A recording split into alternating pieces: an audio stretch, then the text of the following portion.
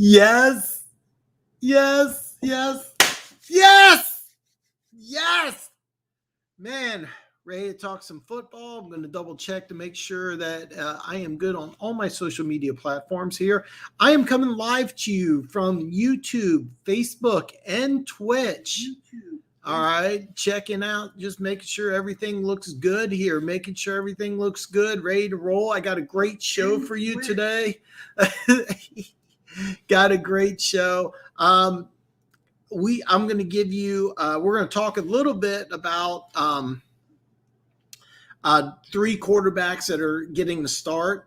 I'm going to talk about Davis Mills, Jacoby Brissett, and Justin Fields.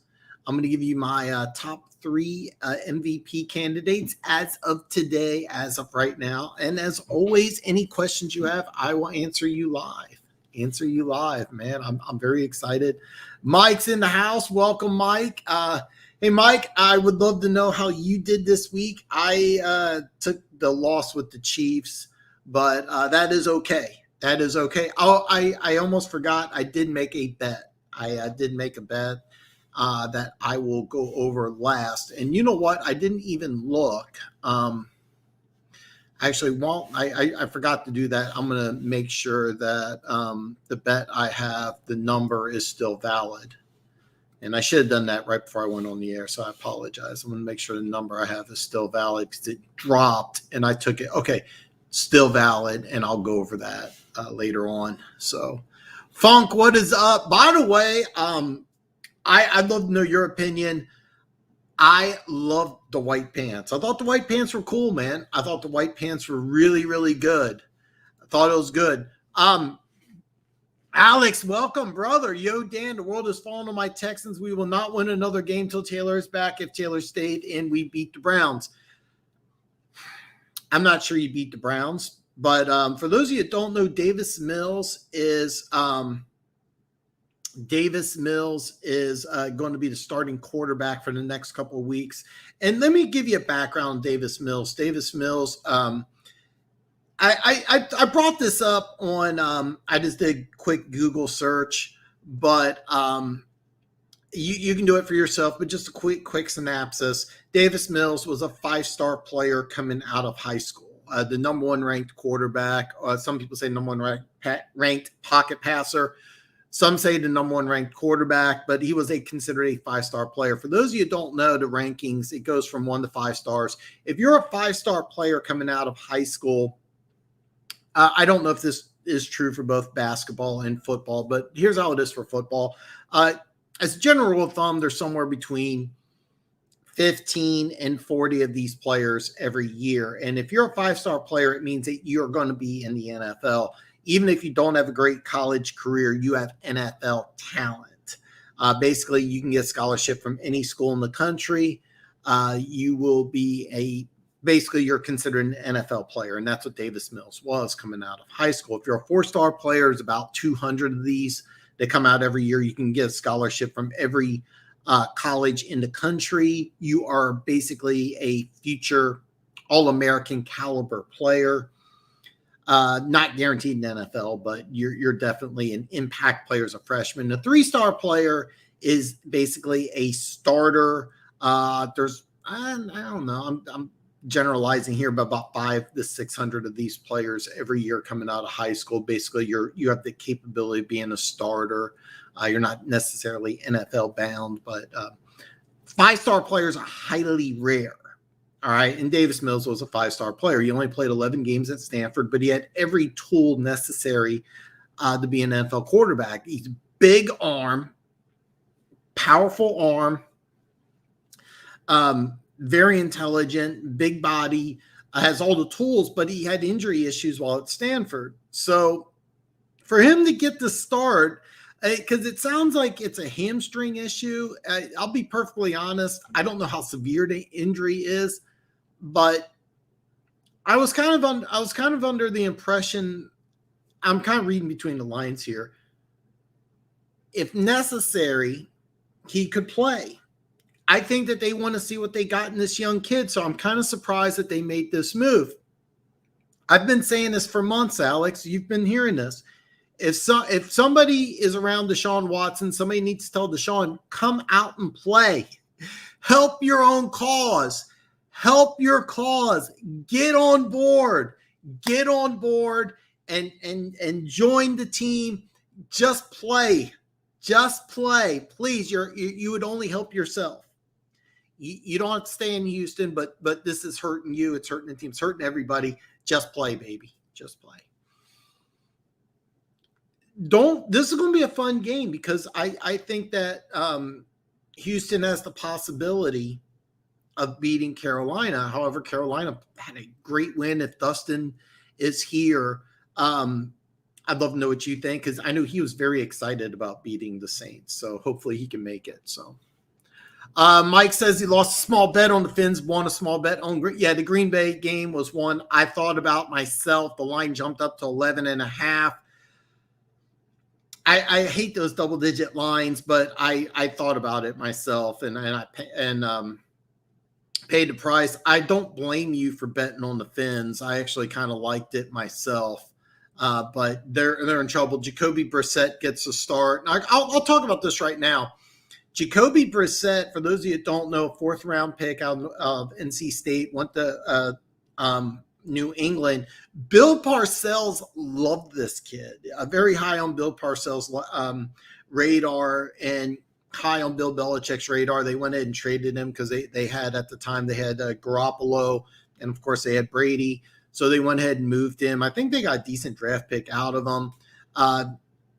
Started before they got Phillip Rivers. I actually think that he could be a starter. This is an excellent opportunity for Brissett because I think that this is a guy who can be an NFL starter somewhere.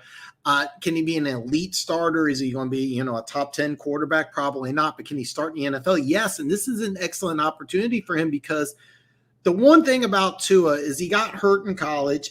He's getting hurt in the pros. And this is a good opportunity. Will they bench Tua? Probably not. But this is a good opportunity for Brissett over the next couple of weeks because he has talent surrounding him to earn a starting spot in 2022 for a team. So this is a phenomenal opportunity. I really don't think it's that much of a loss here, to be honest with you. If you're a Dolphins fan, this isn't a sinking ship. Brissett's a good quarterback, and Tua is a player who is on the rise. You're not really losing that much because you're a team that needs to win on defense. And one of the things that you're going to struggle with, and I said this before, you don't have a legitimate number one running back. And what's the best thing that you can do to help a young quarterback have a running game? And you're building your offensive line. And I get that part. And you went ahead and you want to add skill position. But yeah. So not getting a running back, because remember you had the 18th pick in the draft and you want the pass rusher. I really thought Najee Harris made a lot more sense. And now that you're with the backup quarterback, Najee Harris would make a lot more sense, unless Phillips playing like a game changer, which I don't know if he is. Somebody would have to tell me. All I know is that the clips I saw, I didn't see a lot of clips of him sacking the quarterback. His teammate, Gregory Rousseau, I think had 2 sacks in that game. So, all right. Yeah, the Whites were cool, man. The Whites were cool. Don't give up hope yet. This is going to be a very, very big week for Jacoby Brissett, a guy I'm very high on. And I really don't think that you drop too much. This is a team that's going to win on defense. All right. Can't give up 35 points. All right. You can't give up 35 points. You got a good game this week. You know what? I drew a complete blank too, because I was looking at this. I was looking at the schedule and I was like, this is going to be play. Oh yeah, that's right. You play the Raiders. You play the Raiders. Speaking of the Raiders, they are in first place. This is a huge game for the Raiders, and I'm going to just come out and say it. Derek Carr is my MVP right now. And what's big is that the Raiders are moving the ball purely through the pass, and Gruden likes to have a run-balanced team, but in 2 games, the Raiders only have 134 yards of rushing. 15 are by Derek Carr, and 31 are by Marcus Mariota for one play. So if you're doing your math, that's less than 90 yards of rushing in 2 games against 2 powerhouse AFC teams in the Ravens and the Steelers. And Derek Carr led them to victories and big, big, big wins. So not only are the Raiders in first place in the AFC West, Derek Carr is my number one MVP, and he should be MVP. Everybody should say Derek Carr is the MVP right now. He's my number one MVP candidate. Big, big 2 wins. And with beating the Ravens and the Ravens beating the Chiefs, you own a tiebreaker. Remember last year, the Raiders came into Arrowhead and beat Kansas City.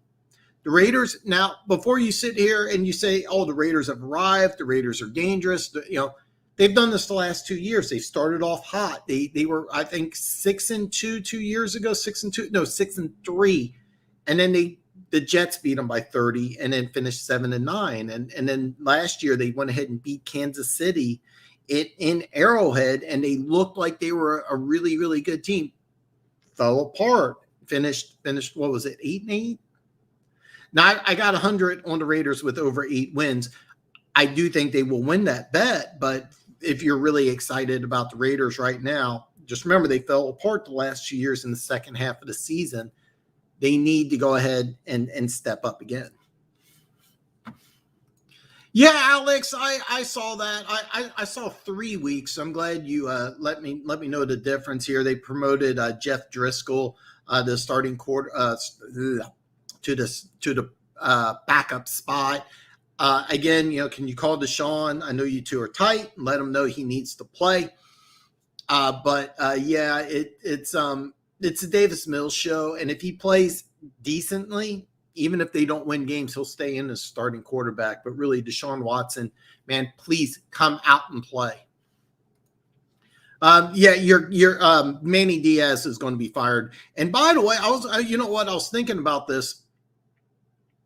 If I am Florida State or the University of Miami, I am running to the hospital that Dion Sanders is having surgery with a blank check and saying, please come here.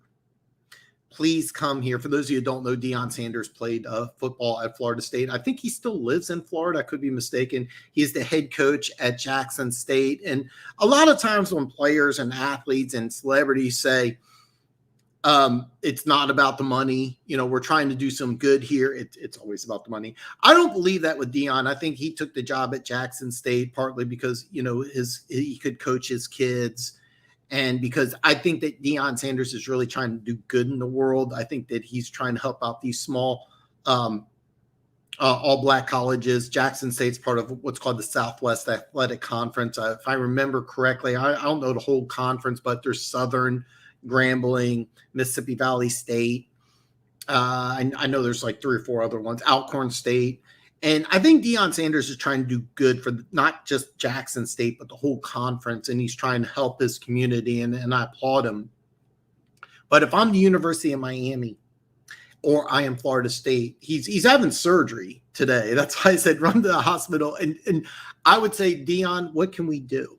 And don't be surprised if one of these schools says, look, every year that you're here, we'll give $5 million to Jackson State. I'm not joking. On top of the $10 to $15 million that Dion could earn at either Miami or at Florida State, it would not surprise me if the school cuts another $5 million check to Jackson State and say, hey, look, whatever it takes. And I really do think it's a matter of time before Dion Sanders goes to either Florida State or Miami, even if it's not 2022. It wouldn't surprise me in 2023 or in 2024 if Dion Sanders becomes the head coach of either Miami or Florida State. Both those opportunities are going to be available after this year. Like I said, I'm offering a blank check. So, yeah. Damn, Dan, so close last week. I missed on the cards. They didn't cover. I remember telling you that was the only one else. You did say that. Great job, too. Fantastic job. I admit I didn't know the whole thing, so watching it, I wasn't sure, but I was thinking, I knew you were close. Great job. Yeah, I had money on the Chiefs, and I was really upset. I really wanted Harbaugh to actually make one of those extra points because I was furious because what would have happened is the Chiefs are driving, and they were going to kick a field goal and win by 2. So they weren't going to cover 2.5. I wanted it to be 3. That way the Chiefs will be forced to score a touchdown. And, anyway, but yeah. But hey, man, don't worry. Listen, I'm going to give you an opportunity. I'm going to give you a game I put action on, and I think you're going to like it too. Funk says, remember I said Barnes would take Jamie Collins' job. Collins is on the trade block. I actually saw that today, and I think that's a really, really smart move.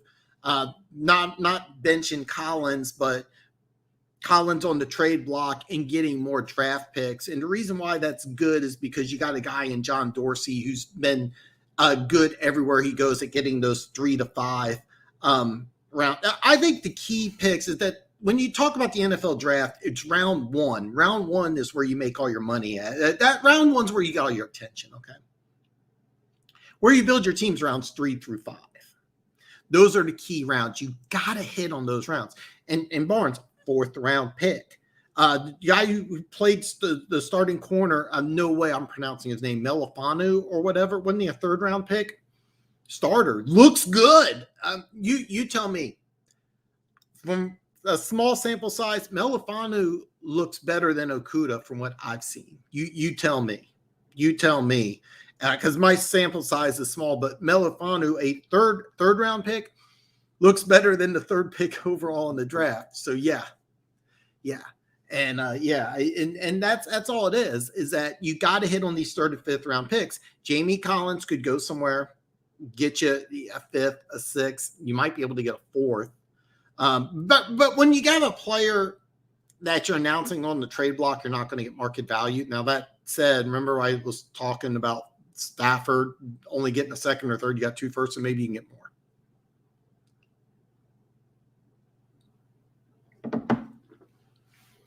Also, the Titans are – this is a dick move, Alex. I didn't know about this. Also, the Titans are using the Oilers blue. They are using the Love You Blue chant, which we made in Houston. Truly a smack in the face, only deepening the disdain we have for the Adams family. I did not know that. That is a dick move. That is a dick move. And I don't have a dog in the fight, but that's a dick move. The Love You Blue thing was it was really made popular by Earl Campbell, man. Oh, God. And by the way, like if you want to see like a dominant running back, watch Earl Campbell's first 3 years in the league. Just as good as any running back ever. And I Love You Blue was just awesome. Side note, I remember, I think until Marty Schottenheimer came here, every time the Chiefs would go into the Astrodome, you knew it was a loss. God, one of the things, and that's a dick move. That is a dick move. The Titans should not be using that. That is a dick move. I'm thinking about taking my Bucks +2. I'm surprised it opened at Rams -3. I you know what? I almost took it too because I saw it 1, and I'm holding off on it. But yeah, I almost took Tampa Bay. That's not the play I'm talking about. But yeah, Tampa Bay in 1. I'm debating about taking that. So yeah, got it. I just want Ed to hear you say that's he's talking about the Raiders being in first place. Hey, kudos to the Raiders. And yes, Derek Carr is 100% my MVP candidate as of today. 817 passing yards on a team that can't run the ball. When I found out that the running back will he play? Oh no. 18 minutes in, I forgot the guy's name. So anyway, you lose your running back, who I thought was the best running back in AFC West, and you beat Pittsburgh on the road. Big win. Yeah. Hey, the Raiders organization's done a really, really good job. Give credit to the Raiders organization. Everything from top to bottom. Big wins. MVP candidate, and Derek Carr does not get the credit he deserves. He's a damn good quarterback. I think a top 10 quarterback. Top 10, maybe top 12. But yeah. I got Seattle at -2. I don't think they want to trail in the West, and the Vikings devastating losses could mail it in if they get down early, even though West teams may beat each other up. Yeah, that was a big reason why I took San Francisco under 10, even though they're 2-0. I still feel good about that bet. I almost took the same bet. The only reason I'm passing is because I want to see what Minnesota does in the next week. I think that they're a team that I am really, really excited about. I think they're a team that could get it ramped up. I'm a little wondering what's wrong with their defense because the offense looks on point. After blowing a 24-9 lead, I saw it was 24-9. I don't know if it was late in the third or in the fourth quarter that the Titans started making a comeback, but I thought that Seattle had it nailed down. If they're having problems on defense, a team like Minnesota could get really hot. And so I like the bet. I didn't make it myself. I do like it. Don't say that name, Driscoll, so bad. Yeah, they promoted him, and the reason why they've done that is because Watson won't come out and play, and he needs to. Hey, listen, I'm one pride. There's nothing wrong with a guy cheering on his home team. Nothing wrong with that. I'm not going to hate you for it. Nothing wrong with that.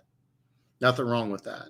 And no disrespect, you played about as good as you can play. That's the level where you play a good team for half of football, and they come out in the second half and play like they're better than you, which is right now. That's the level of play you guys are at. That's why I was trying to avoid, when people are talking about 9-10 wins, I'm like, no, you have a terrible team, but the foundation's good. All right, you're making all the right things. You need to get better as the year goes along, but prepare yourself for a long year. All right. Yeah. Dion can get those recruits back at FSU. That's what's been missing. Personally, I don't want to see it. Me being a Gators fan, love that they're. I didn't know you're a Gators fan, but yeah.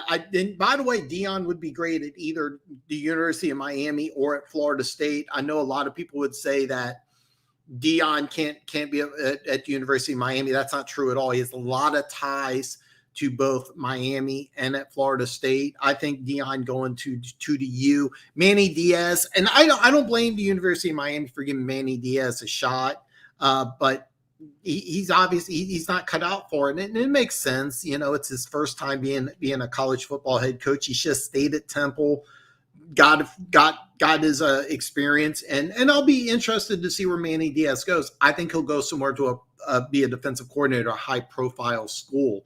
USC, when they bring in a new coach, it wouldn't surprise me if he goes to USC and becomes the defensive coordinator for a year and then comes back to a Power 5 school and says, you know what, I'm going to take what I learned and I'm going to go back. But obviously you can't, he's not working out at the University of Miami, but it wasn't, it makes sense, but he has to move on. But Dion would work at the University of Miami despite being a Florida State guy. I know that sounds crazy, but either one of those locations would work. And it's just a matter of time before Dion takes one of those two jobs. I'm telling you this now. And the amount of money that Dion's going to get from one of these schools is going to be crazy. It's probably going to be $10 million a year. Do not. Hey man, I'm glad you're here, man. I'm glad you're here. Holy shit. I'm behind on comments already. I was too, but I knew what was going to happen though. I knew the second half Green Bay was going to come out, but this is a good thing. And this is what I've been saying. The Lions are going to be competitive in games that they shouldn't be competitive in, but it's not going to equate the wins. But yeah.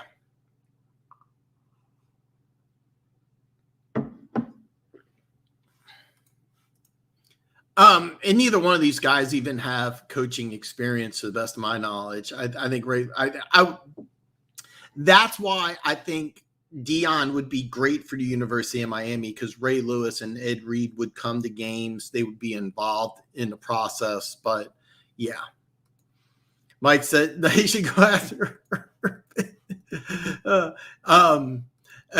Yeah, Spielman was high on Barnes, and yeah, and moving Collins makes a lot of sense. Makes a lot of sense. Yeah. Melafon Wu. Okay, I'm sorry. I'll never, me in names, man. And yeah, he goes by Iffy, and he looked really good. Looked damn good. Yeah, the leg injury, I don't think it's serious, but yeah, he looked really good, man. He looked really good. I thought he'd be better in that cover 3 Tampa 2 type of zone scheme, but he looked really comfortable playing man defense, which I was really surprised. So I mean, you have to tell me, because from the little sample size I've seen, he looks significantly better Okuda. Yeah, so I mean, you tell me. So you're my boy. All right. Wow. Okay. Audrey Espinito Martinez. Yes. What would you believe would be a good trade for Justin Herbert? I got off for D Hopkins and a no-name kicker. It depends. It depends on the type of league that you're in. If you're in a PPR league, you 100% make this. If you're in a standard league, my question would be, who's your starting quarterback? I do like this just based on the little information I got. So, yeah, I mean, you have an elite wide receiver, especially if it's a PPR league. To tell you the truth, you may actually just want to forget the kicker and just make the Herbert Hopkins trade. Now, when it comes to fantasy football, the one thing I do a little different than most people, I think it's important to have a good quarterback. So in your league, who's your backup? Do you have a starting quarterback? Because if you have 3 or 4 really good receivers and you're just adding one and you may not be able to get them to play, that's a little different. But if you have nobody at quarterback and then you got Herbert, I'm missing a few pieces. Just boom, number one sentence. Yeah, I like this. I like this move. Parker has been more than solid. Yeah, I mean, again, you're trying to get building blocks. So yeah. All right. Texans will be blown out by the Panthers. No way we win that game with rookie quarterbacks against an amazing defense, especially when that quarterback only has 3 or 4 days. Don't be so surprised. Don't be so surprised. A lot of times teams have a big win like they did against the Saints. This is a big win. Ask Dustin. This is a major win. Oh, the Texans, rookie quarterback, we're not going to play as much. And then next thing you know, the 19 running backs you have on your team blow up.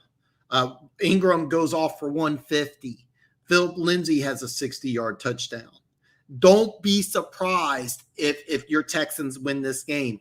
I'm telling you now, this is going to be a better game than you think. This is not going to be a blowout win by the Panthers. Would it surprise me if the Panthers win? No, of course not. This is going to be a closer game than you think.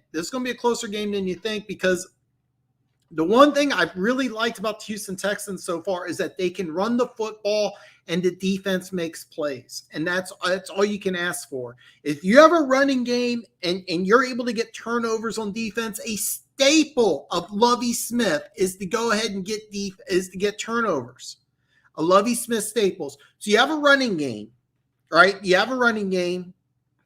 You're getting turnovers, and then you have a deep threat in Cooks. These guys stay healthy. You can win games. This is going to be a fun game. Dustin's not here today, but that's okay. I think you're wrong. I don't think it's going to be a blowout. That's why I'm passing on it, because the line's 8. So,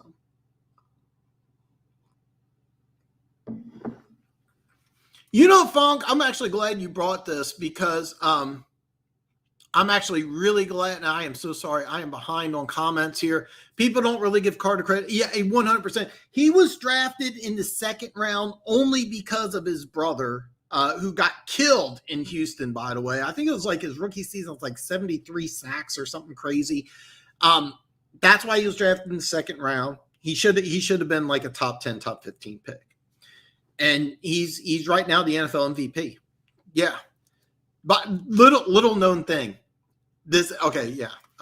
If you're an elite corner, you'll go a whole game, never hear your name called. Yeah. Oh, by the way, who do you believe has more on their fingerprints in finding Parker Holmes? I would say Dorsey, but I don't know. So did somebody say Lions? What's up, Luke G? Man, goddamn, I got Luke G in the house, man. That is awesome, Luke. Hey, man, listen, I've been saying this. We've been talking Lions here. You have a good foundation for the future. This is going to be a bad year. So, pride, it feels like a Holmes find. Okay, now Dorsey's always been good at finding things, but I can't vouch. But getting rid of Collins for another pick is really a good move, because you got a young player, a 4th round pick as a starter. That's a win. That's a win. And you get another draft pick for next year because it looks like it's going to be a high draft pick. So you have a high draft pick, and the Rams' first round pick's probably going to be a low one, but still 2 first round picks. So get as many picks as you can because Dorsey has the ability to turn those guys into starters. I know I'm Denver Gator. I know I always get really excited when Luke G's in the house. I love it when Luke G's here. I absolutely love Cincy +5. Great number. I had to take it. All right. You know what? I took the opposite, but I got -3.5. Steelers is bad. I don't see them pulling away with the lead. Steelers D is banged up, which helped the Bengals move the ball on them. No Watt helps too. I got the Steelers -3.5. It was at 4.5, and I like the Steelers.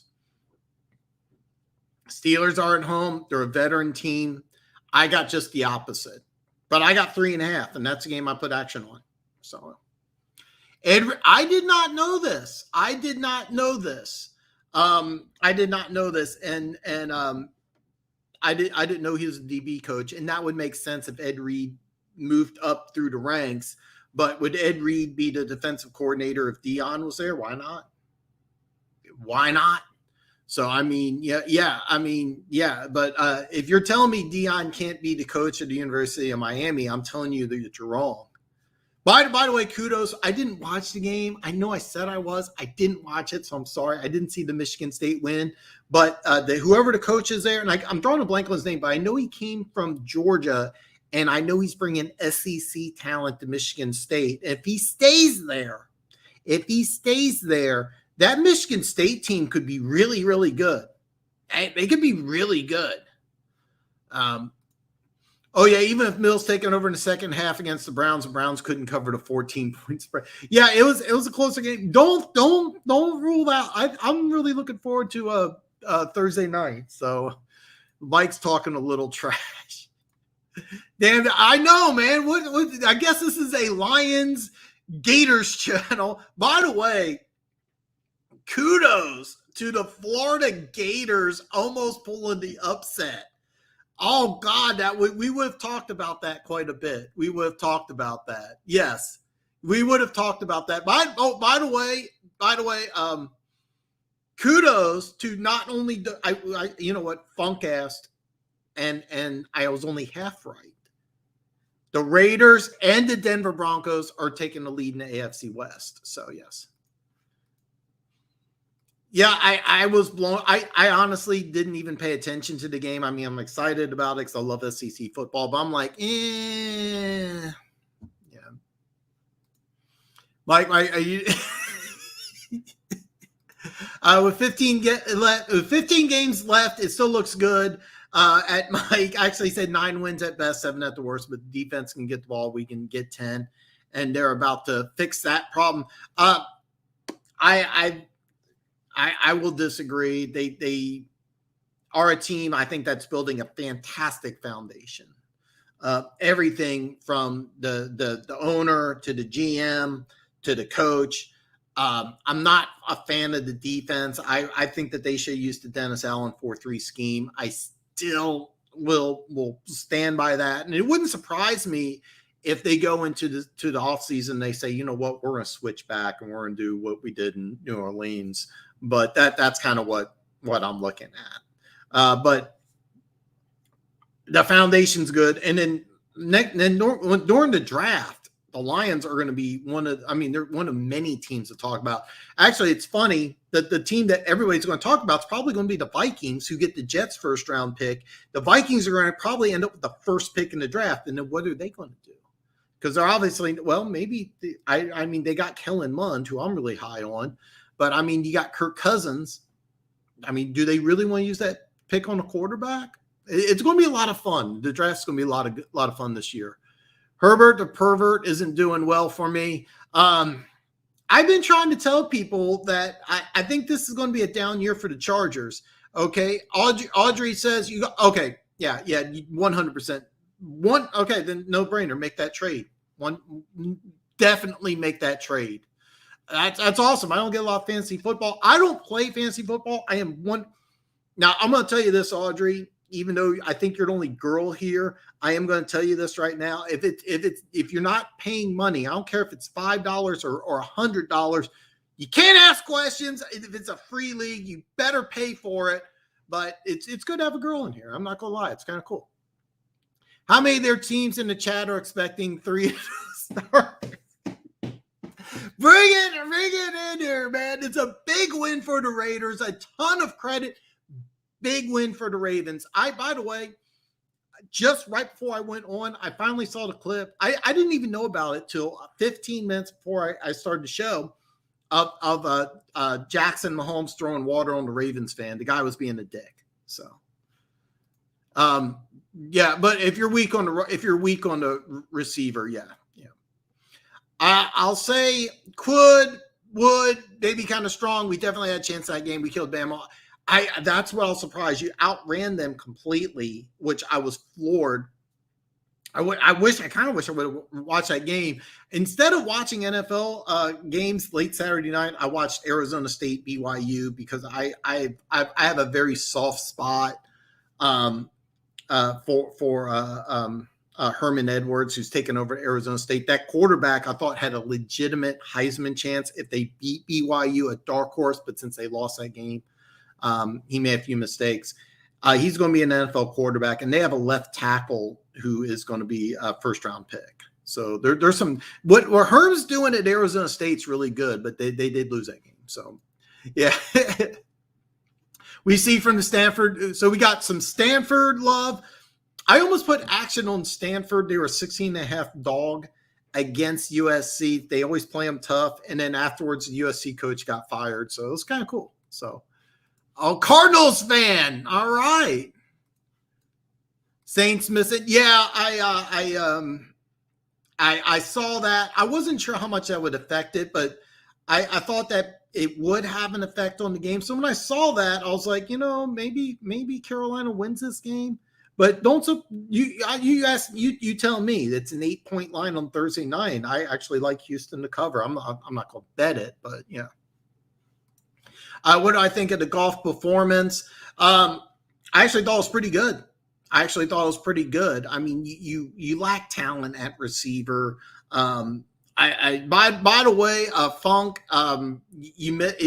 did you put action on those bets? He recommended TJ Hawkinson over 56.5 yards, and you got a great bet on Jamal Williams. I think it was 58. I'd have to go back and look, and I'm sorry, I don't have it memorized. 58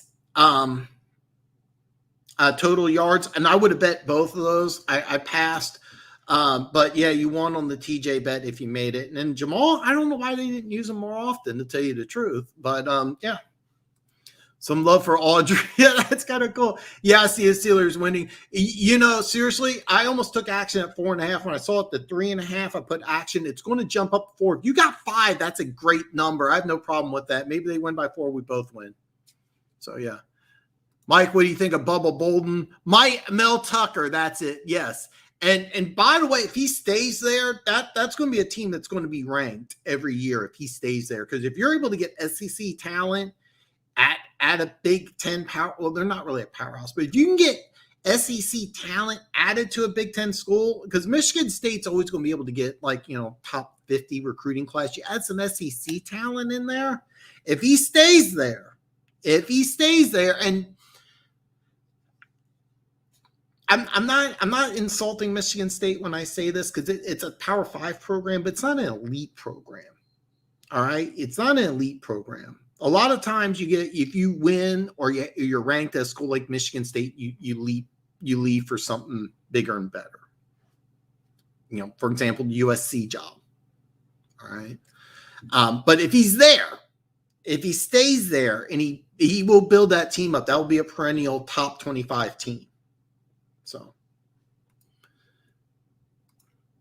Keynes, the Keynes. Actually, I think I've heard of him, and he'll be a pretty good player.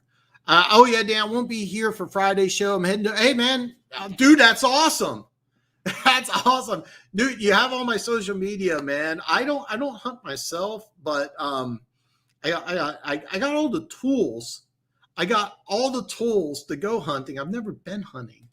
I have a Benelli M2 that I've never used for hunting. I should, but yeah.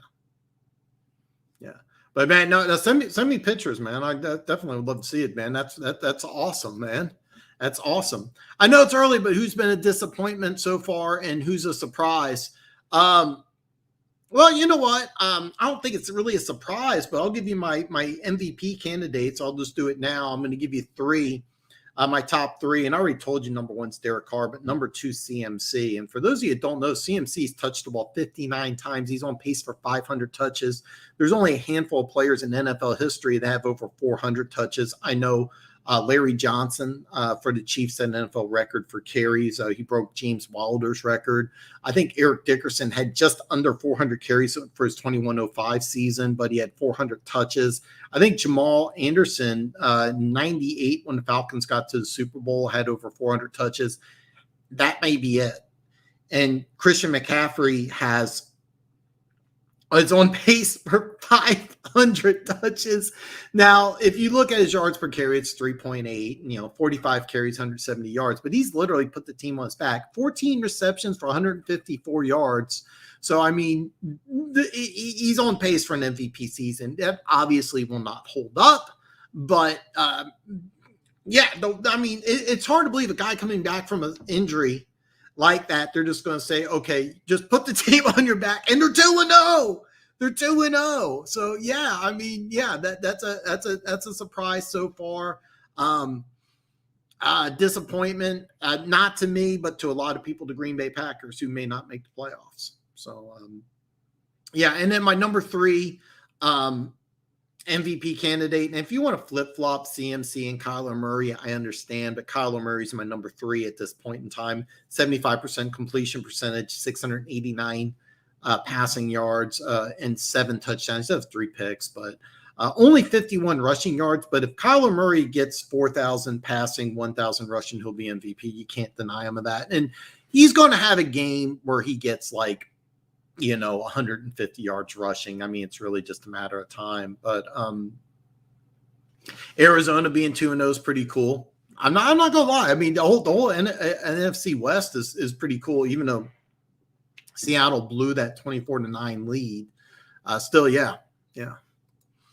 Okay, I've heard a name, don't know. Yeah, I'm sorry, man. I am so sorry. And I knew this was going to happen when they made the pick, because I don't see a way that the Jets end up being a good team. And then they had all those injuries in preseason. But yeah, man, I'm sorry. The Vikings are going to end up with the first pick in the draft. That's why I got as number one. I think the Jets are just going to be horrible this year. So, okay, here's the deal.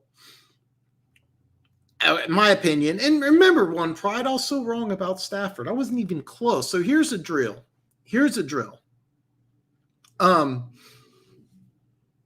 At this point, I think you just want to get rid of him. Take whatever you can get. Get a 6. Just move on.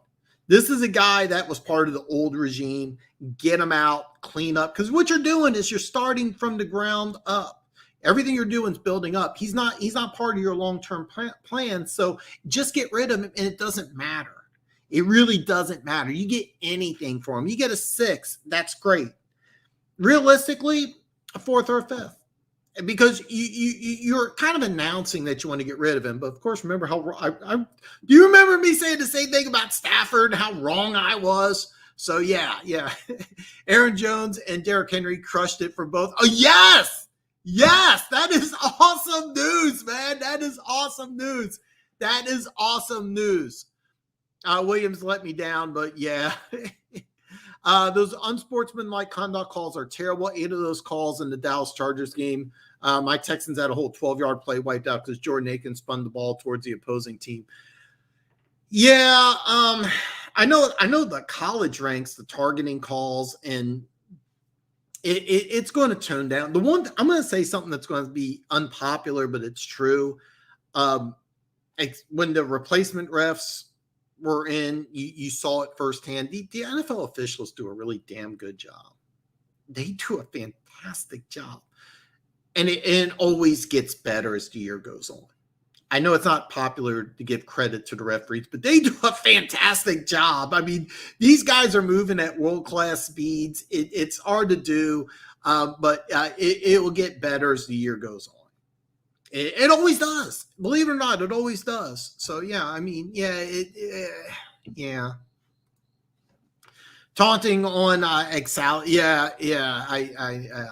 Okay, this is a good one.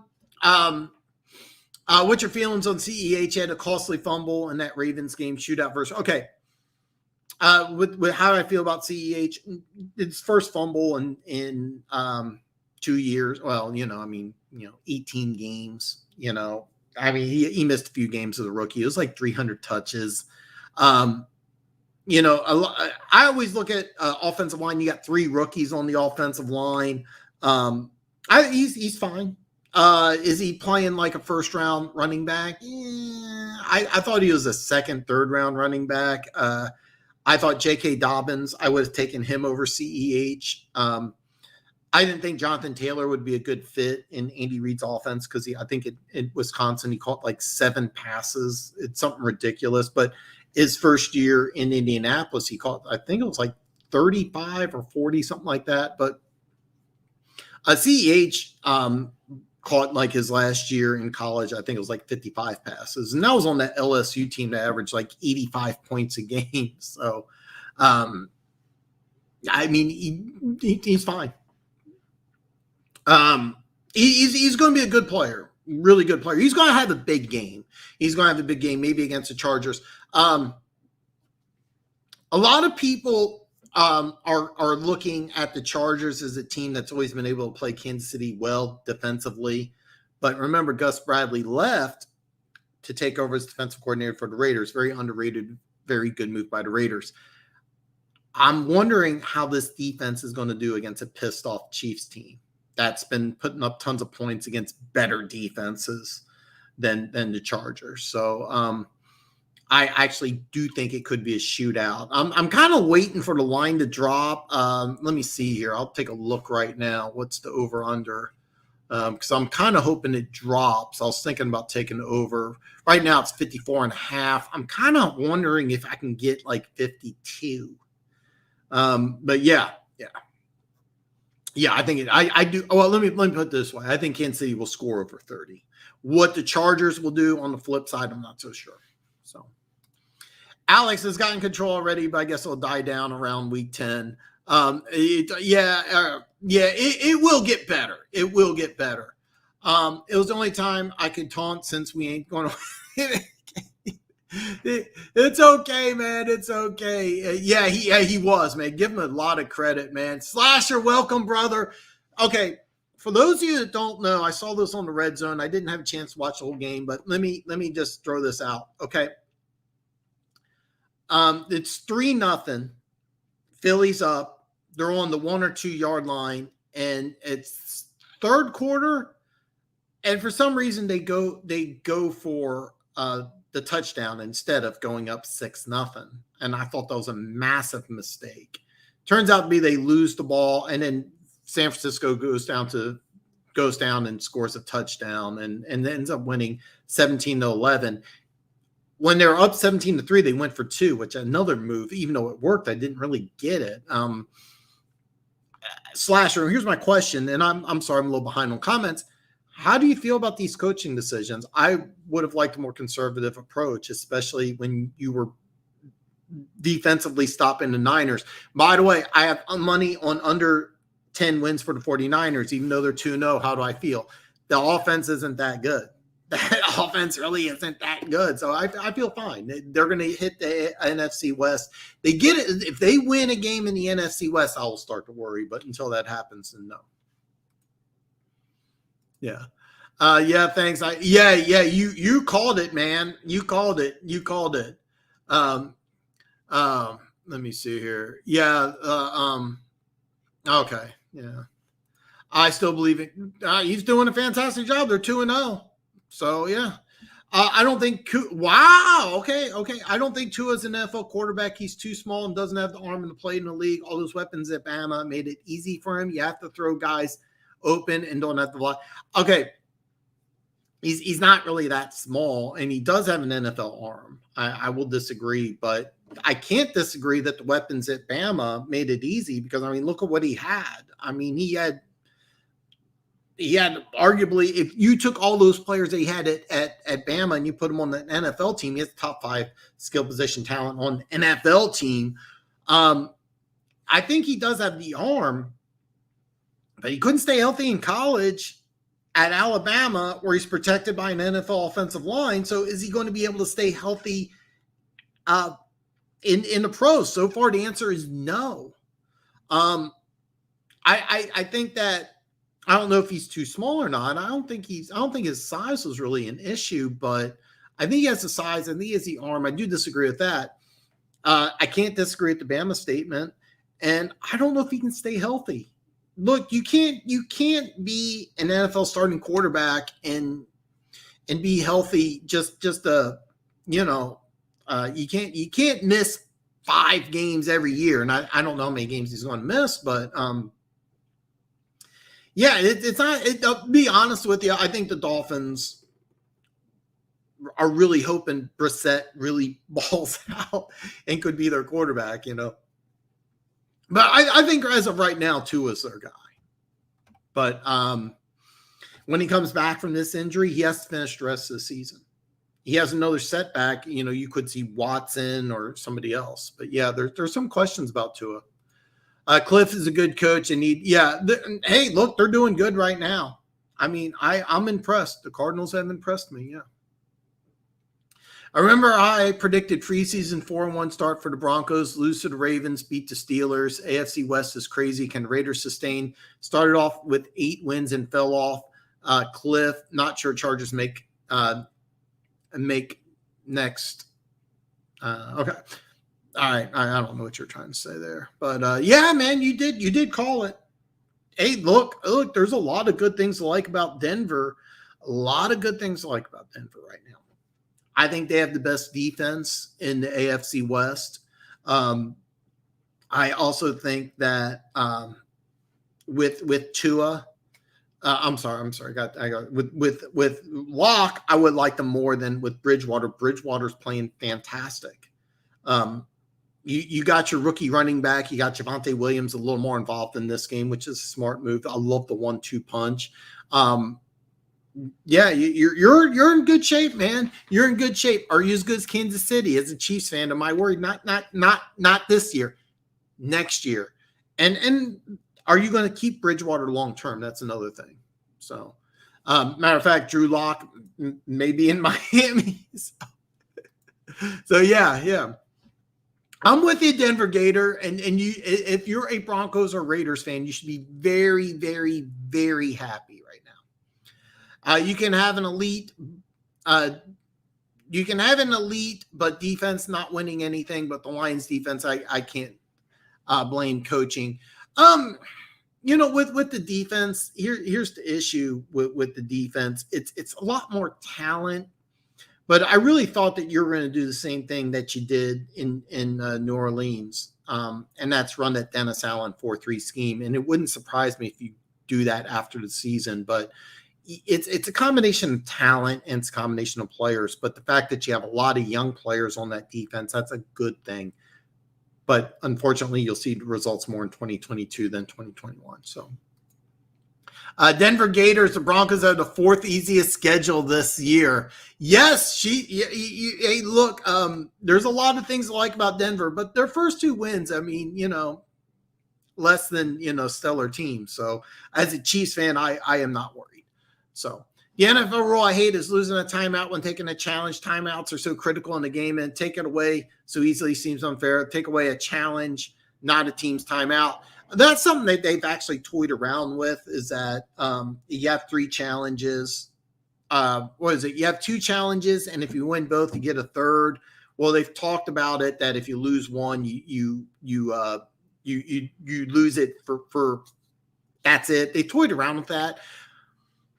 I actually kind of like the rule, to be honest with you, because it makes you question. I kind of like it. And the reason why they have it is because timeouts are so crucial in the game. So if you do throw the challenge flag, you got to win it or else you lose a timeout. I kind of like it, to be perfectly honest with you.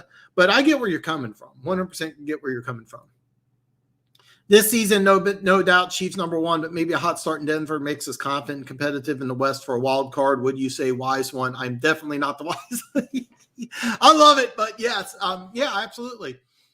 I actually think that the wild card in the AFC is going to be awesome because you got a team like Miami, who I think they were a dark horse Super Bowl team, but it's going to be fun because I think that the Raiders and Broncos could both make the wild card.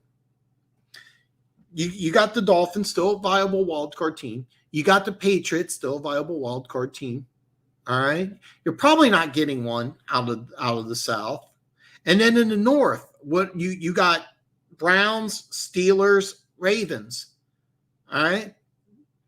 So, I mean, I really think that even though usually 1 year, in the past, the way it's worked is that 1 year, if you're a 10-win team, you miss the wild card at a 10-win team, which happened last year with Miami.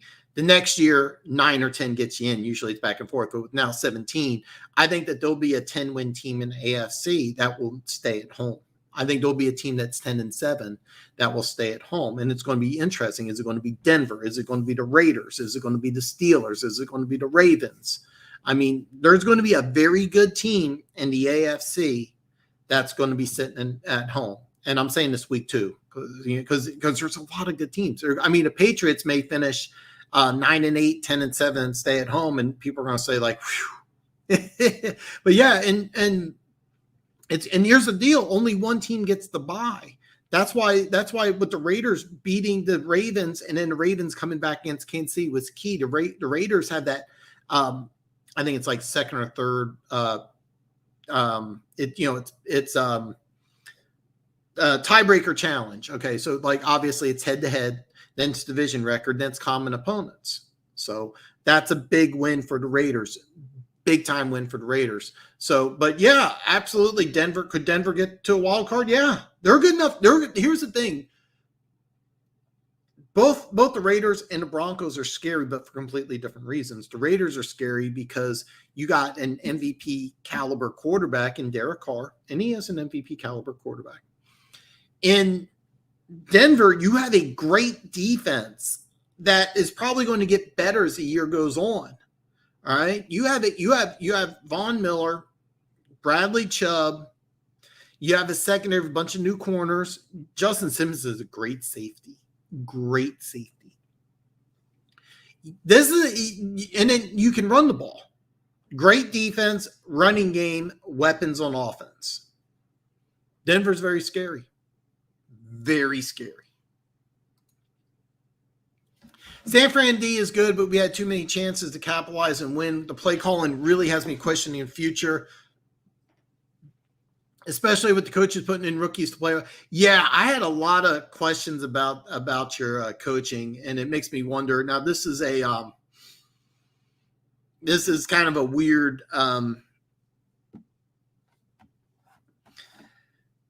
It's kind of a weird situation the Eagles are in. Remember, they're given $33.8 million to Carson Wentz, even though he's playing for the Colts. So it's kind of a weird situation the Eagles are in. It kind of makes me feel like it's a lame duck situation where they're like, hey, if it pans out, great. But you know what? We're just going to scrap everything. If it doesn't work, you'll get a new quarterback. You'll get a new coach. You'll get a new system. So it's kind of a weird thing that they're in. I'm not sold on San Francisco's defense. I'm just not. I feel very confident I'll win that 10. And if I don't, I don't. But I mean, when they get into playing the NFC West, if they get a win or two in the NFC West, I'm gonna be like, oh shit. But yeah. What teams do you think would want Collins? Well, let's start off with the obvious. The obvious two: New England and Miami. I mean, those are teams that he's familiar with the coaching staff. They know what he can do. You said Titans. That would be a good fit. Knows Vrabel, but I mean, those three teams, obviously, you could have a team that just decimated by injuries that may just say, hey, we need some help. Off the top of my head, I can't think of any. Throw out a dark horse, and the obvious one though. Why not the Rams? And why not the Rams? But I mean, you wouldn't get a lot. So, yeah. But, yeah, I mean, I would say, you talked about the Titans. Why not? But I mean, Miami, that would be a good fit. I mean, New England obviously be a good fit. Why not the Rams? You have a good connection there already. Why not? Why not one more? It makes sense, doesn't it? Audrey, I'm so glad to get an easy schedule. Last few years, second hardest. I know we beat some bad teams, but we have to win the easy games to get to the point to compete really hard. And it is a tough division, very tough division. I'm seeing Pats, Fins, Giants. I can see Broncos. I didn't even think about the Giants. That's definitely a possibility. That the Giants are a team that really needs to win with defense. I thought that they had everything ironed out, but I mean, yeah, I didn't think about the Giants at all. But the Broncos is interesting because the inside linebacker position, I want to say they got Ogletree. I'm drawing a blank on who let's take a look here. Drawing a blank on who the Broncos starters is. I'm going to use ESPN, but I know ESPN isn't the best, but I just got it up right here. Ogletree. Oh, that's that's the Bears. Jesus Christ. Alexander Johnson, Justin Stern. I don't even know who these guys are. Yeah, that's not a good thing if I don't know who they are. Yeah, Broncos is a great fit. I didn't even think about it. Yeah, okay, by the way, yes, they ran the Philly special play on 4th and 2. Instead, and you tell me, Slasher, I thought you should have kicked field goal, go up 6-0. I thought you 100% kicked field goal. Yeah, I didn't like it. I didn't like any of it. So yes. The problem with Tua is he also had the hip replacement back in college. That's what hurt him last year. He was not recovered from that injury, and I thought Miami really mismanaged him completely because they should have just had him sit out the whole year and just, hey, look, just sit out, sit on the bench, recover, and I don't think that the injuries are related, but bottom line, injured in college, and now he's injured in pros. It's a legitimate issue. Yeah.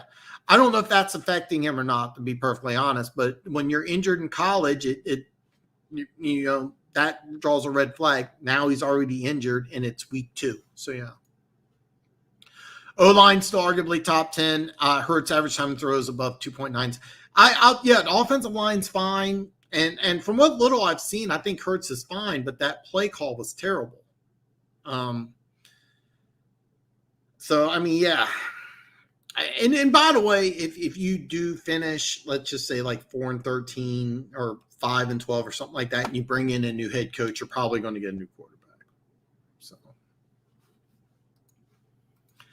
it's a high of 80 degrees right now in Texas. This is, it's like in the 60s here, Watch out for the Browns. The schedule's week coming up. They can reel off a ton of wins. Watch out, KC. Browns can get home field advantage over them. I said third time's a charm. I am not really too worried about the Browns. I think they're going to disappoint some people. I do think they're going to disappoint. Baker Mayfield's, I think, an average quarterback. Chubb and Hunt need to stay healthy, specifically Chubb, who's always been a little injury prone. But I mean, the more and more, I'll never forget this. I remember Todd Gurley at Georgia. He was the Heisman front runner. He went down, and a true freshman, Nick Chubb, replaced him. And I watched him play, and I'm like, and I said this on social media, and I got blasted for it. I said, I think Chubb's better than Gurley. No, he can't be. I feel justified by it now, but he's got to stay healthy, man. He's got to stay healthy. I don't fear the Browns, so don't fear the Browns. The Lions should trade. I'm not on drugs. Over 61% sure I am not on cocaine, but I am drinking coffee.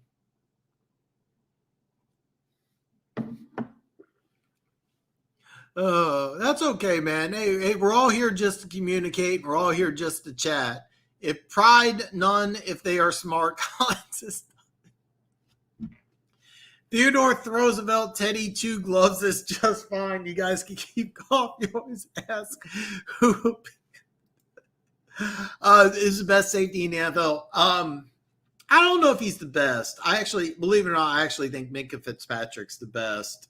I love the Honey Badger. I don't know who I'd rather have more, Honey Badger or Simmons. I'm partial to Honey Badger because we're about the same height. But, man, Simmons is really good, folks. Simmons is really, really good. Yeah, I've seen that too. Gator, he would be a better backup than Drew, though. I still feel Drew Lock should have won that starting position. I think with Lock, they would still be 2-0. But Bridgewater's played really damn good, man. Played really damn good. Simmons is good, but I like Bates from Cincy. Look, Bates is very underrated. Bates is a little underrated. Bates and Simmons, they're very, very, very similar. I have Fitzpatrick as my number one. I'm biased in so many ways for the Honey Badger, but really, I have a hard time picking one out of those three. It's like, what flavor of ice cream is the best? I have Fitzpatrick as my Minkah Fitzpatrick is my number one safety, though.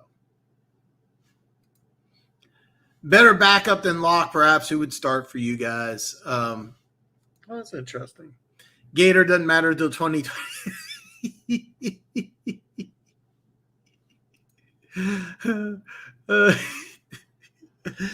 Broncos have a low-key great roster. That's why Teddy is such a great move for them. I just get a QB that won't cost you games. They can make some noise. I actually love the way they drafted the last couple of years. I just question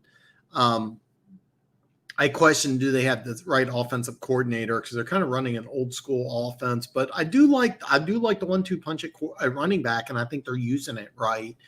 Jerry Jeudy, when he comes back, is just going to add something. Cortland Sutton also had a great game, and Fant has as much athletic potential as any tight end in the National Football Leagues. So maybe Seahawks, they need someone next. I don't think that's low key. Okay, Denver has some really good. I could see Houston or Jacksonville. It'll be interesting, man. Lots of toxic QB battle here in Denver, but the majority of fans are excited for Teddy. GM Patton quickly changed culture. A lot of positive. I've noticed that too. I still would have gone for Locke, but hey, Yep, and Sony Michel was behind Georgia. What's crazy is McCole Hardman, the Chiefs' second or third wide receiver, starting punt kick returner, was also a running back, 5-star running back with these two guys, and they're like, yeah, you're gonna have to play wide receiver. So yeah. Yeah, that it could have been a great three running back, but ended up being a 2 running back group. So yeah, Georgia just had like a monopoly on stud running backs. But I'll never forget. I was watching Chubb, and I'm like, I think this guy's better than Todd Gurley, and people thought I was crazy. So yeah, Gator, you want. Dan's definitely on drugs. I'm not on drugs. I am jacked up, man. I am super jacked up. Today. Harrison Smith needs a new team. I love Harrison Smith, and he was my number one safety a couple of years ago.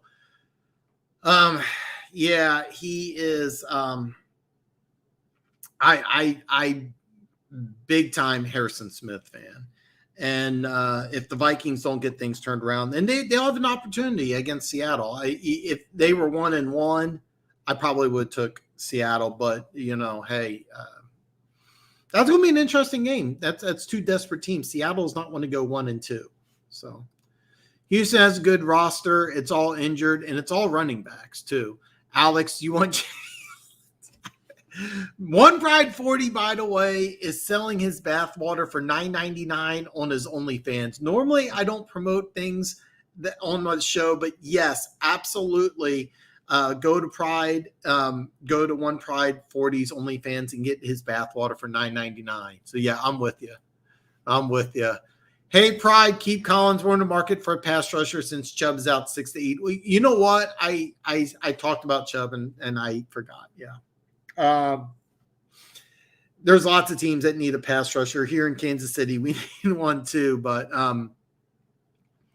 the big thing is with Chubb, you need him back for the playoffs. You got to keep reeling off wins, but that's a big loss for the next couple of weeks. But Von Miller is not bad on the other side. So Smith is sitting on an island out there. No, Jamie Collins can get step in. Jamie Collins can pass rush. That's not really a specialty, but yeah. Do you think Urban Meyer parachutes from the Jaguars after his season if he is offered USC job? It's a possibility, to be perfectly honest with you, because the USC job is an elite job. And the one thing about USC is that USC, I think, is really the only team that can really, it doesn't matter who the head coach is, they're going to get a top recruiting class every year. Urban Meyer is a world-class recruiter. And could he? Absolutely he could. I mean, Nick Saban did the same thing. And USC would have no problem paying Urban Meyer $12 to $15 million a year. But could it happen? Yes. Will USC talk to Urban Meyer? Yes. Do I think it happens? No. I think that USC will end up getting somebody different. And Dustin was here last week, and he was talking about this. And if I'm USC, the guy that I'm talking to is Phil Snow, and that's the Carolina Panthers defensive coordinator. And that would be the guy that if I'm USC, that's the guy I want. And the reason why is he's an X's and O's guy, because USC is if you want to say Notre Dame, you could, but Notre Dame has academic standards that USC doesn't have. If you're a hardcore USC fan, you're going to say, no, we have not the same that Notre Dame has. USC can always get a great recruiting class. They need an X's and O's guy. So I think Phil Snow, the Panthers defensive coordinator, that would be my number one choice if I'm, the USC AD. Could Urban Meyer take a $12 to $15 million? I mean, USC would offer him a big time contract. And, yeah, this could happen. It's going to heat up. I don't think it will. I don't think it'll happen. I think USC will end up getting a big name, unless it's Phil Snow, who's not really a big name, but that would be the guy who I would take. I think USC will get a big name, but I don't think it will be Urban Meyer. But could Urban Meyer do it? I think Urban Meyer will stay for at least 2 years. I think he'll stay past 2022, and in 2023, I think he'll go and get a job somewhere in college like USC. So all players from the Jets become healthy. Here you go. We'll trade them to the Jets for Quinnen Williams. Oh God, that would Quinnen Williams is a guy who hasn't really panned out yet, but I love his potential, love his upside, love his potential. And if I remember right, I think next year he's eligible to be a free agent if the Jets don't sign him to a big year, to a big contract. And he's going to be really sought after. But, yeah. Will Pat's Bucks highest viewed ratings record this year will get an insane number? It will. It will. It'll be a good game. It'll be a really, really good game. Holy shit. 1,500. I did not know that. Wow. I think Urban walks away from the game after the first year. Health conditions will occur, especially while losing. It'll be his way to save face and walk away. Yeah, and I get what you're saying, because everywhere, for those of you that don't know, Urban Meyer's only stayed in one place for like 3 to 4 years. I mean, he went from, without using Google, I'm going to say Bowling Green to Utah to Florida to Ohio State. Now, I'm sorry. It was Utah. No, that's right. It was Utah to Florida to Ohio State, and then now Jacksonville. He's not going to. I'm going to tell you this right now. He's not staying at Jacksonville longer than 4 years. But I think he'll stay 2. I think he'll stay 2. Do I think he takes the USC job? I don't see USC. It could happen. But yeah, I would be shocked if this happened. And and the reason why is that I'm not sure you're aware. He's the head coach at UCLA, and he's actually bringing in a lot of good recruits at UCLA. I think that he's actually bringing in a lot of players, and he's building up UCLA. If they're not ranked by the end of this year, next year, because he's building a really good recruiting class there at UCLA. And matter of fact, they played a great game last year. USC won, but this year I think UCLA will win, and I think UCLA will keep going. And I think Chip Kelly will build that into a really dominant team. But I don't think that he'll end up going to USC. I have a hard time believing that USC is going to get UCLA's head coach. But if they do, watch out, because they have a more talented roster than UCLA, even though UCLA is bringing in a lot of really good players, though. I would too. I would too. I agree. Urban, I think he will. I think 2 or 3 years. I think he'll sit out for a year, go back to TV, and then he'll take a high profile position. You know, I mean, some school will give him a ton of money. And it'll be interesting to see which jobs will be available. I mean, to be perfectly honest, in 4 to 5 years, maybe Alabama becomes available.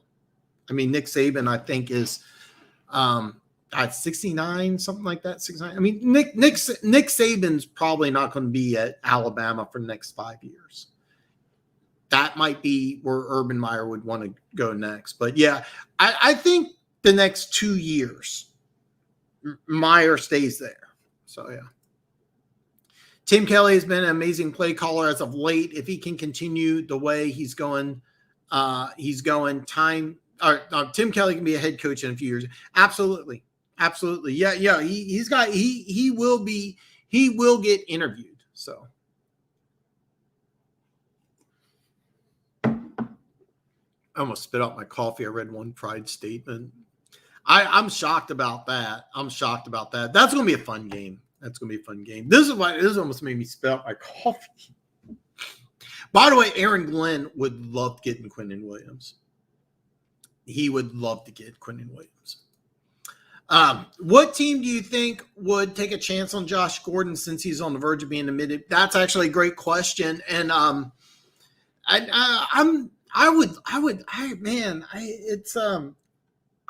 pulling for the guy. But the first team that pops in my head is actually the Saints. And the reason why I say that is the Saints have salary cap issues. They have all sorts of problems with great. Minute 17 or an hour 17. I drew a complete blank. I just drew a complete blank. Oh God, I can't believe I did that. I am so sorry, guys. My it's not working today. Michael Thomas. They're having all sorts of problems with Michael Thomas. So the Saints would be my number one choice, just because he's got such a great skill set. But I think a lot of teams are going to shy away. But if you had to give me one team, I would say the Saints. And the reason why is you got Winston, the big body.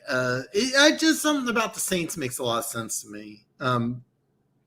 There's only going to be a few teams that are really going to even consider Gordon, though. But I think the Saints are one of them. So I'll go with the Saints. I say the crowd will be 70-30 pro Brady. I'm so glad it's on week 4. We can get this. It's going to be fun, man. It is going to be fun.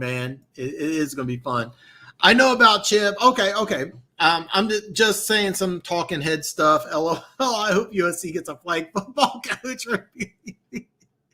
If not, there's maybe FSU, maybe Gross. All right. Yeah. I'll be honest with you. I think Chip Kelly's a phenomenal college coach. I saw all the things that that he was trying to implement in the NFL, and I'm like, this is not going to work. This is going to be a train wreck. The fact that like when he lost the Philly job, I was like, no NFL team's he's going to go back to college. And San Francisco gave him a job, and I'm like, what?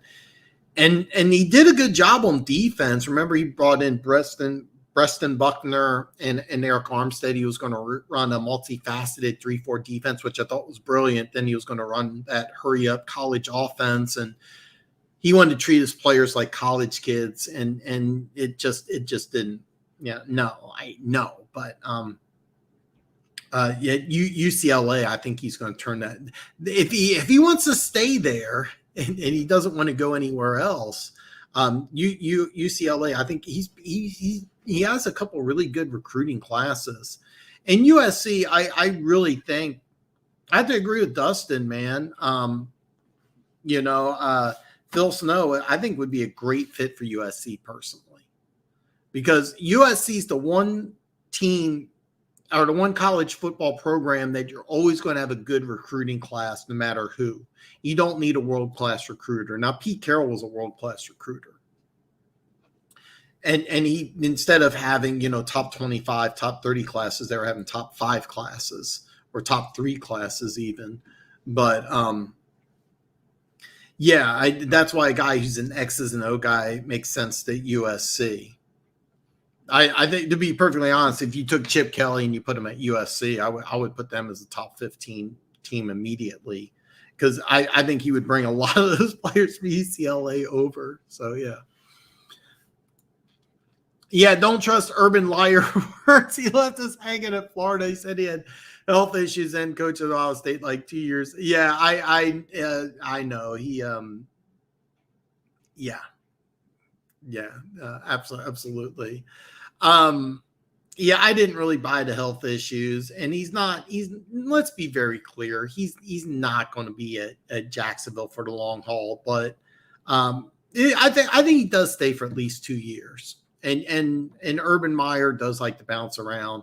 I do think he'll go back to college, and it'll be fun once he goes back to college, because whatever college he goes, right, whatever college he goes to, he's going to turn that team into like a top 15 team like overnight.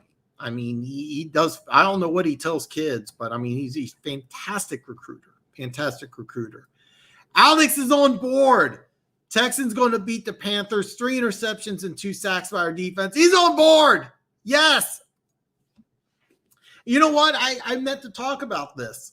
And Justin Fields, how he plays this week against the Browns, this is a phenomenal opportunity. And I thought that of all the quarterbacks in the draft, I thought Fields was the most ready to play in the NFL day one, and not because of the offense that he ran, because of his physical stature. This is a guy who's legitimate 230. Now, you're going to say, damn, what about Trevor Lawrence, who I thought could have came out after his freshman year? Lawrence will, I promise you, at the start of the 2022 football season, Lawrence will put on between 15 and 20 pounds of muscle. Justin Fields doesn't have to. Justin Fields is legitimately 230 and can handle the NFL punishment. It wouldn't surprise me if Trevor Lawrence misses a game or two, because you look, he's a tall, lanky, skinny guy who's very athletic. But it wouldn't surprise me if the punishment he absorbs, especially behind that Jacksonville offensive line, if he misses a game or two due to injuries. Knock on wood, he doesn't. But Fields, I thought, was day one ready. And I remember I had him going to the Jets at number 2, because I thought the Jets are going to run a basic offense, very similar to what San Francisco runs. And he would be more day one ready than Wilson. Now, Wilson, I think, has more upside, because I think he has more arm talent than Fields. That's not a slight on Fields' arm talent. It's just that Wilson's a little higher, and there's nothing wrong with that. How do I think Fields plays? This is going to be very interesting, though. Matt Nagy was here in Kansas City. All right. He wants to run the Andy Reid offense, which is the most complex offense in the NFL. Okay. He wants to run that very complex RPO offense. Does he have the ability to dumb this down? Because if he dumbs this down, Fields could be highly successful. I think Fields starts for the rest of the year. Not a big stretch. All right. I think he starts for the rest of the year.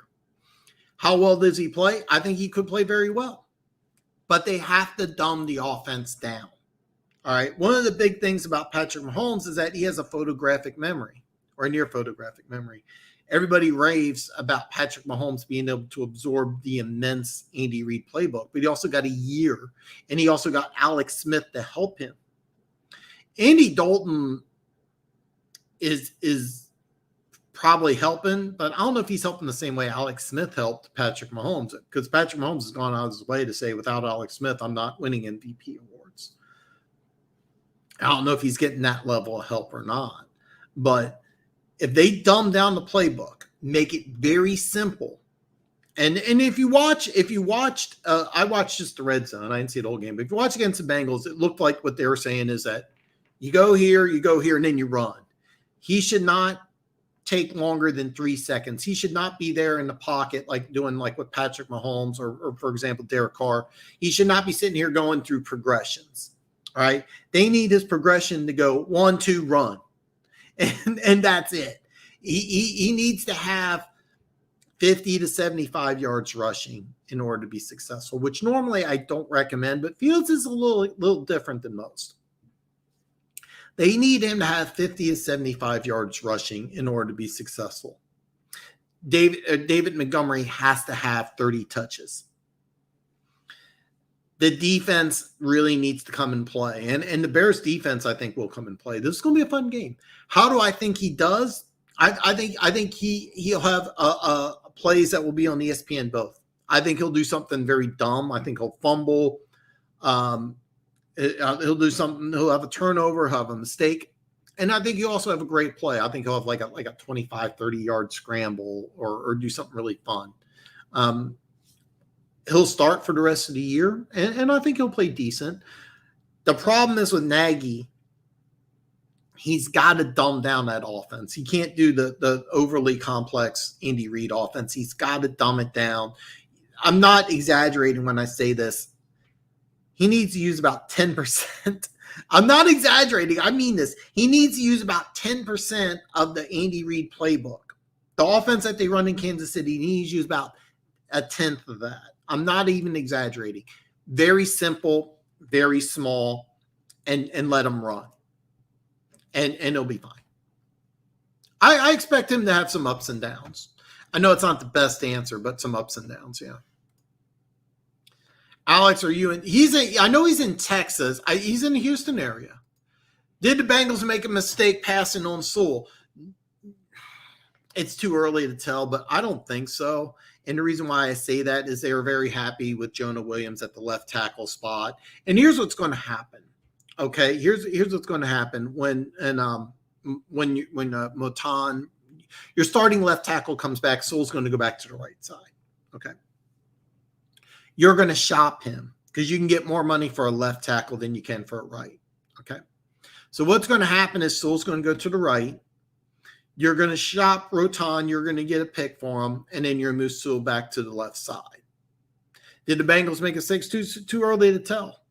So far, Chase has played really well. Chase will have a big year because the Bengals will lose a lot of games and need to pass. So it's too soon. Too soon. Chip Kelly got some great players from the transfer portals, from some great – yes, and he will continue. He had a good recruiting class this year. He's recruiting very well. Now, at Oregon, he had a lot more resources.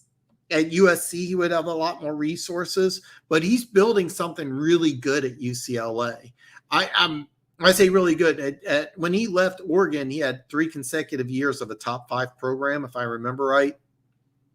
At UCLA, he's building a top 25 program. And what's interesting is the Pac-12 is becoming a very interesting conference. Herman Edwards is building, even though they probably dropped out of the top 25 with that loss to BYU, they're going to be ranked somewhere in the lower top 25. UCLA be in the top 25. I don't know about Oregon. Stanford's actually not doing bad, but they're building some good schools. But they're kind of like they're not on the SEC. The Big Ten's actually building something really good, even though Oregon did beat Ohio State. I think it's more of a fluke than Oregon being one of the better teams in the country. But the Pac-12 is becoming interesting, and there's some interesting things going on there. Yeah, Chip Kelly is building something good. Is he going to have a perennial top 5 team like he had at Oregon? Probably not. But is he going to have a perennially ranked team if he stays at UCLA? Yes. I think the Browns slapped the Bears. Cincinnati almost pulled it off, even with 3 consecutive interceptions. And here's the thing about the Bears. The Bears' defense is good. I don't remember the guy's name, but he's going to be the first Indian NFL head coach. He was Fangio's right-hand man. And then they brought in the former head coach from the Indianapolis Colts, Pagano. Chuck Pagano. So he retired. So they brought in the longtime assistant. He's the defensive coordinator. He's ramping that Bears defense up. That Bears defense is really good, folks. That Bears defense is really good.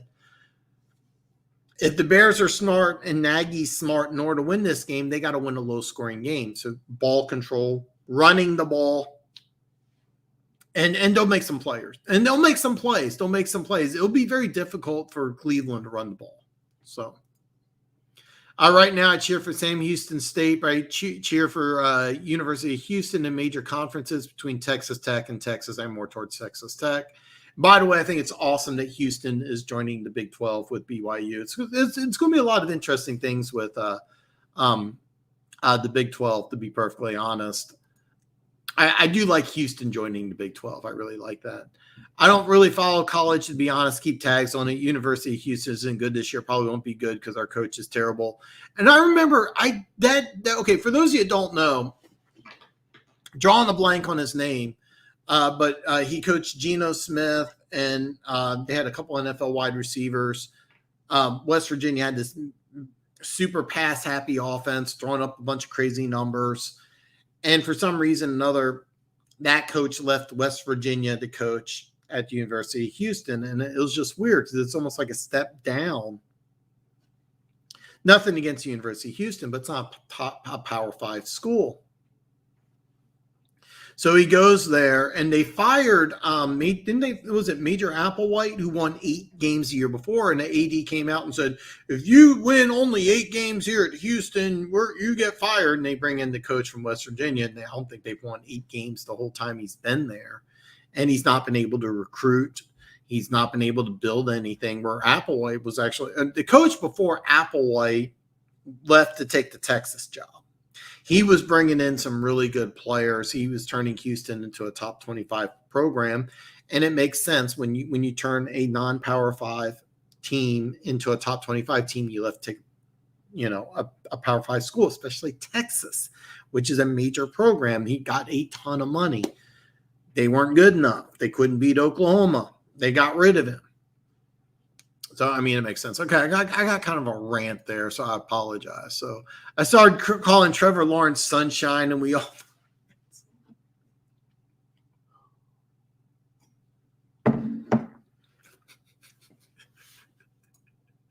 remember that back. Yeah, I remember, and I think everybody else here does too. Alex, I respect that to your school. I always root against Texas. Tech versus Horns down. Tech has been better than the Horns recently, so I take that bet. I take Tech over the Horns. I got a soft spot for Texas Tech. It has nothing to do with Mahomes. I got a soft spot for that school. The all black and red uniforms are pretty cool, pretty good. Hey, amazing! Is that a Harlem Night? Oh God. Texas has disappointed me of late. They have talent. No, they have a ton of that running back who they got. I'm drawing a blank on his name. He's a Heisman candidate, even though they can't win those games. But oh God, that running back, he's from Phoenix. They have a running back. I draw a blank on his name, but he wears number 5. He's a Heisman candidate. He's going to go in the first 3 rounds of the NFL, and he's going to be very, very good. Very fun running back. So remember the Titans. Now we're going on movies, and you could probably hear my neighbors upstairs because they suck. But yeah, remember the Titans. I'll stand by this. My favorite football movie will always be I almost forgot for a second. Any Given Sunday is my favorite. It just became available on Plex. I actually own it, but Any Given Sunday is easily my favorite football movie. But I like Remember the Titans. I'm not saying it's a bad movie. Just my opinion. Any Given Sunday, yeah. Sorry, Alex. Horns Down was a regular. You're a TCU fan. That's interesting. That is very interesting. I love Harlem Nights. That is a great movie. If you haven't seen Harlem Nights, you need to. It is one of my favorites. I love Eddie Murphy. My mom took me and my sister. I think I was 12. She was 10 to see Beverly Hills Cop in the movie theater. I love Eddie Murphy, and Richard Pryor is fantastic. Red Fox. Oh yeah, you're right. It's a great movie. A great movie thing. Yeah. Look up. Yeah. It doesn't fit, but still funny. Yeah, it is. The Sunshine quotes. I'm not going to touch base on that. But for those of you who've seen the movie, it has nothing to do with Remember the Titans. It was a Harlem Nights movie, but yeah, I remember. It's a great quote. Yes. Yeah, it is, guys. It is, guys. I'll take one box of condoms for Collins. Okay, we kind of got off the track here. University of Houston is much of a basketball school now. Its football program has fallen a lot. I fell in love when they brought in the run and shoot offense. You had this crazy coach who wore red cowboy boots and was just a crazy character. It turned out to be he was breaking like every NCAA law that there was. They had Andre Ware and then David Klingler, and they were doing all. It didn't last, but they had for a couple of years. It was so much fun. The University of Houston was so much fun. The 95 points they put on SM, that's a true number. That's not an exaggerated number. They put 95 on SMU. This was after SMU had the death penalty. Where they had to compose a team full of like walk-ons. So I mean, it wasn't like they beat a real college team, but they had a few years when they first, because they were the first college team to just come out to run and shoot, and they were just like, hey, let's go. And then the NFL got a hold of it. Which was funny. It was Houston, and then Houston. It was actually the college team first, and then the NFL team adopted it, and then it became hot in the NFL for like a year or two. But for a couple of years in, I want to say the mid to late 80s, like Andre Ware had like he was the quarterback when Houston put up 95 against SMU. He had one game of like over 700 yards, and this was, I mean, and they didn't. I don't think it was a hurry up offense either. They just lined up four wides and were just. Oh God, yeah! For a couple of years, that team was so much fun to watch. It was video game numbers, and then it didn't last long. And part of it was teams figured it out. Part of it was the head coach. I'm drawing a blank on his name, but he had. Oh God, I remember he got in trouble. He used to take Playboy magazines and he would like post them, take the pictures out, and he'd post them on the player's locker with like little captions like you have a small, you know what, and he did all sorts of crazy stuff. It wasn't that he didn't get suspended. He like got kicked out of college football. He did so many crazy things. So yeah. Okay, guys and girls, see you Friday. Gators are going to whomp some Vols Saturday. All right, man. Hey, look forward to seeing you on Friday, and that'll be a good game. Actually, it'll be a good game. I expect Florida to win by a lot. I have a soft spot for Texas A&M. Also, Texas has the most undefeated teams at the college level. I love what they're doing at A&M because Florida State got rid of Texas A&M's coach. Texas A&M gave him an arm and a leg, and a lot of people thought it was a mistake. I didn't. And I'm drawing a complete blank on the guy's name right now, the head coach at A&M, but he's building that team up. I mean, that team is really good. That team is really good.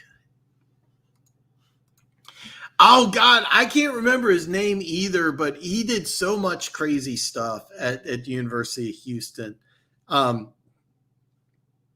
He was just like, he was banished from like college football. He did so many crazy, but like for a couple of years, like that was so much fun. For a couple of years, that was so much fun for the University of Houston. But I believe we have almost 12 teams that are undefeated. Really? I didn't know, but I'll always forget that I'll never forget that Texas team, that Texas USC game to Vince Young. So yeah. All right, guys, we are going over a hour and 40 minutes. I think I'll wrap it up. If anybody wants to bring up something, do it now. I want to go over this real fast, and I touched base on this, and Amazement also touched base on this. Now, we do disagree on this, so let's just get that out of the way right now. And as of right now, I got a losing record, and I'm losing money. But I have the Pittsburgh Steelers on my bookie. I took 3.5. Pittsburgh's at home. They're playing Cincinnati. Pittsburgh does have some injuries. All right, Pittsburgh does have some injuries. Let's be very clear. Watt, I think, is out for the game. But I have a hard time believing Pittsburgh's going to lose 2 games in a row, especially to the Cincinnati Bengals, who I think the Cincinnati Bengals are literally falling apart at the seams. It's just a matter of time before the Bengals coach, I think, gets fired. It was 4.5. It dropped to 3.5. I got 3.5. I hate the half. I thought about buying a point. I said, no, I'm not going to do it. I think they'll win by a touchdown. Unfortunately, if they win by a touchdown, Amazement, who has Cincinnati in 5 on the road, would lose. But this is my pick. This is who I have. And Friday, if I have another pick, I will announce it on the show, and we will go from there. You can always email me here at thedanshow@yahoo.com. Do not forget, give me a thumbs up if you haven't already. Drop a comment below on the YouTube side if you have a question, you want to bring up something, and I will see everybody here Friday following the Texans victory. Good luck, Alex. You said you won't be able to see. So, hey, Alex, I'll see you next week. Everybody have a good night.